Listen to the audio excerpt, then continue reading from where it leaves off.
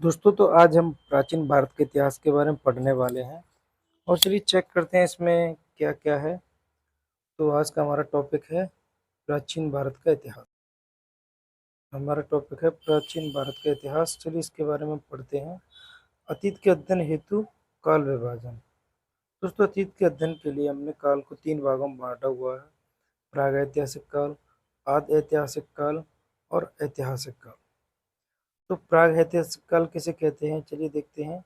जिस काल का मानव किसी प्रकार की लिपि अथवा लेखन से परिचित नहीं था। मानव यानी जिस समय में जब मनुष्य किसी भी लिखने की कला को नहीं जानता था, उस काल को हम प्रागैतिहासिक काल कहते हैं। मानव की उत्पत्ति से लेकर 3000 ईस्वी पूर्व तक के समय को इसके अंतर्गत आता है। यानी कि मनुष्य का जब से जन्म हुआ है तब से लेकर 3000 ईस्वी पूर्व तक के समय को प्रागैतिहासिक काल के अंतर्गत लिखा है। यानी कि यूं भी कहा जा सकता है कि मानव के जन्म से लेकर 3000 ईस्वी पूर्व तक का मानव लिखने पढ़ने से परिचित था ही नहीं। आगे पाषाण काल का एवं ताम्र पाषाण काल का अध्ययन इसी के अंतर्गत किया जाता है। दोस्तों, इसी के अंतर्गत पाषाण काल का अध्ययन किया जाता है। यानी कि मनुष्य के जन्म से 3000 ईस्वी पूर्व तक के काल को हम पाषाण काल कहते हैं। अब दोस्तों, आधि ऐतिहासिक काल क्या होता है, आधि ऐतिहासिक काल के बारे में जानेंगे। चलिए, आधि ऐतिहासिक काल क्या है। जिस काल का मानव किसी न किसी प्रकार की लिपि से परिचित था, लेकिन वह लिपि अभी पढ़ी नहीं गई है।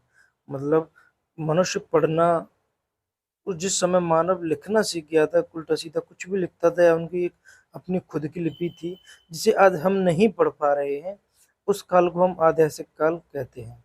यानी कि यूं कहा जा सकता है 3000 ईस्वी पूर्व के बाद से लेकर तब तक की लिपि को आधि ऐतिहासिक काल कहा गया है, जब तक मनुष्य लिखना सीख गया था परंतु हम उसे पढ़ नहीं पाए। हड़प्पा सभ्यता एवं वैदिक सभ्यता का अध्ययन इसी के अंतर्गत किया जाता है। आपकी जानी मानी सभ्यता हड़प्पा सभ्यता, वैदिक सभ्यता को हम आधि ऐतिहासिक काल के अंतर्गत ही पढ़ते हैं।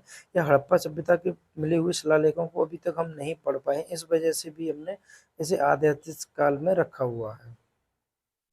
दोस्तों, इसका सिंपल सी बात है, आप जिस चीज़ को पढ़ सकते हो लिख सकते हो वो तो इतिहास में आ ही जाता है। आगे का हमारा काल क्या है, ऐतिहासिक काल।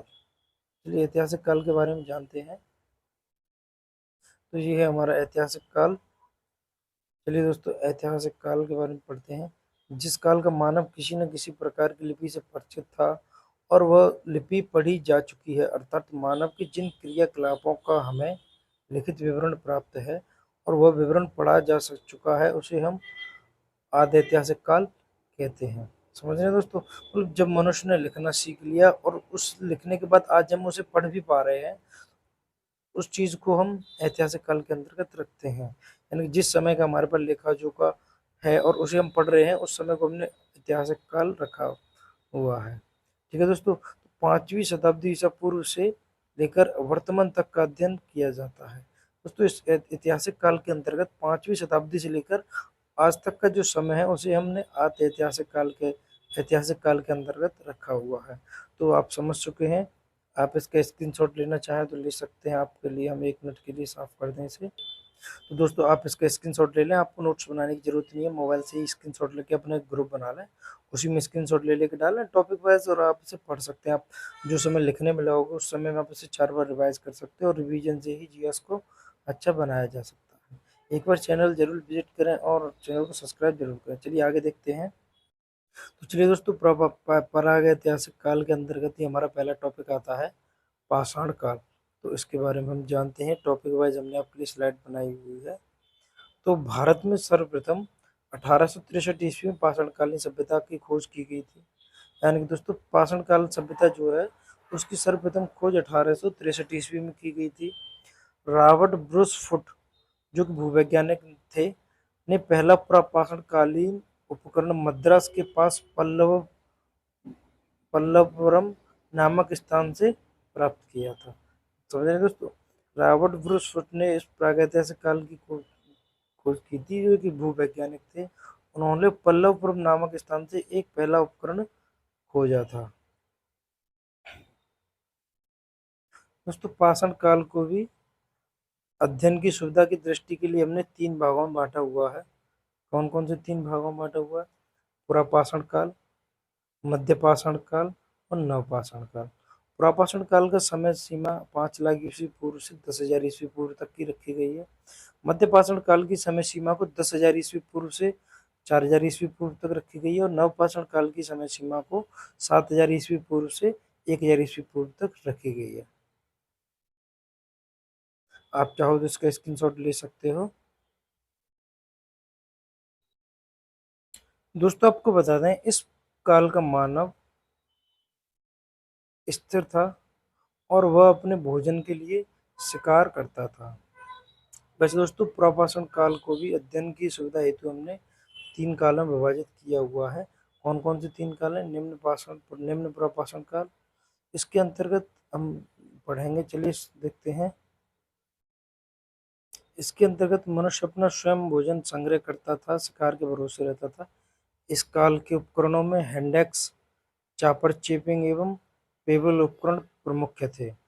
भारत की निम्न पुरापाषाण कालीन संस्कृति को 2 वर्गों में विभाजित किया गया है। कौन कौन से 2 वर्गों में विभाजित किया गया है? चापर चेपिंग पेबुल संस्कृति में और हैंडेक्स संस्कृति में। चापर चेपिंग पेबुल संस्कृति में क्या है? यह संस्कृति पाकिस्तान के पंजाब में सोहन नदी में सर्वप्रथम प्रकाश में आई थी, सोहन नदी घाटी के आसपास। इस अतः इसे सोहन संस्कृति या सोहन उद्योग के नाम से भी जाना जाता है। इसका नाम सोहन नदी की वजह से ही इसे सोहन संस्कृति के नाम से भी जाना जाता है। हैंडेक्स संस्कृति क्या है? चलिए इसके बारे में जान लेते हैं। हैंडेक्स संस्कृति में दोस्तों, इस संस्कृति का मुख्य उपकरण हैंडेक्स है। इसे एस्यूलन संस्कृति के नाम से जाते हैं। हाथ के औजार इस संस्कृति में काफी प्रयोग किए जाते थे। इस संस्कृति के उपकरण सर्वप्रथम मद्रास के निकट अतिरकपक्कम से प्राप्त हुए हैं, इसलिए इसे मद्रासी संस्कृति या मद्रासी उद्योग के नाम से भी जाना जाता है। तो दोस्तों ये हमारा प्रयास आपको कैसा लगा, आप हमें कमेंट बॉक्स में बताएं। हम बहुत ही सीधी तरीके से बिना उलझे हुए जीएस को आपके सामने लेके आते हैं। और दोस्तों आप हमारे नोट्स बनाने की ज़रूरत नहीं है, आप स्क्रीनशॉट से ही काम चला सकते हैं। जीएस केवल रिवीजन मांगता है। अच्छे लिख के या सजा के आप लिख के रखने से उसके कोई फ़र्क नहीं पड़ता। आप देख रहे हैं स्टडी पॉइंट। तो दोस्तों एक बार चैनल को विजिट करें, यदि अच्छा लगे तो आप हमें जुड़ें, हमसे चैनल को सब्सक्राइब करें और आपस एक दूसरे दोस्त के साथ शेयर करें। धन्यवाद। दोस्तों हमारा नेक्स्ट टॉपिक है मध्य पुरापाषाण काल। पुरापाषाण काल को दोस्तों 3 भागों में बांटा गया है, जा चुका आपको बता ही चुके हैं। निम्न पुरापाषाण काल, मध्य पुरापाषाण काल और उच्च पुरापाषाण काल। तो इसका दूसरा टॉपिक है मध्य पुरापाषाण काल। चलिए इसे क्लियर करते हैं। इस काल में पत्थर के फलक की सहायता से उपकरणों का निर्माण किया गया था। यानी कि इस समय में पत्थर से पत्थर तोड़ के ही उपकरण बनाए जाते थे। अतः इस काल को फलक संस्कृति के नाम से भी जाना जाता है। मध्य पुरापाषाण काल को ही फलक संस्कृति के नाम से भी जाना जाता है। इस काल में स्प्रेकर ने खुरचनी, बेधक, बेधनिया आदि उपकरण बनाए गए थे। यानी दोस्तों इस काल में ही खुरचनी, बेधक, बेधकियां यानी उपकरण आदि बनाए गए थे। और दोस्तों अगला पॉइंट है इसका, गंगा घाटी, असम, सिक्किम एवं केरल को छोड़कर संपूर्ण भारत में इस संस्कृति के उपकरण पाए जाते हैं। यानी कि इन 4 स्थानों को छोड़ के बाकी की संपूर्ण भारत में इस मध्य पुरापाषाण काल के औजार पाए जाते हैं। गंगा घाटी, असम, सिक्किम एवं केरल को छोड़कर पाया जाता है। दोस्तों आज का हमारा क्लास कंप्लीट हुआ। हम 10-10 मिनट की क्लास लाते हैं। अब हमारा रह गया उच्च पुरापाषाण काल, फिर हमारा पास सभ्यता पढ़ते हैं और आगे इसे यूं ही अपनी सीरीज को बनाए रखते हैं। दोस्तों आप देख रहे हो स्टडी विद पॉइंट, चैनल को सब्सक्राइब करें।